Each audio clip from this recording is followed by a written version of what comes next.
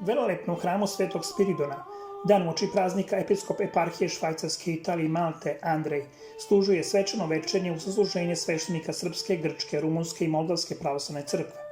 Uz brojne vernike, bogosluženju su prisustvovale i zvanice, između ostalih trčanski biskup Trevizi, gradonačelnik Trsta Roberto Di Piazza, generalni konzul Republike Srbije u Trstu Ivana Stojković, diplomatski predstavnici Republike Grčke u Trstu, predstavnici Saveza Srba u Italiji, kao i predsednici srpskih pravoslavnih crkvenih opština u Trstu i Udinama, Zlatimir Selaković i Svetlana Milosavljević.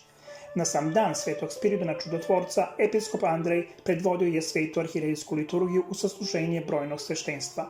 Na kraju liturgije, nakon prigodnog obraćanja okupljenim vernicima, episkop Andrej uručio je priznanje gramatu Ivani Stojković, konzulke Republike Srbije u Trstu, za njen aktivan rad i nesebičnu brigu za srpski narod u Italiji.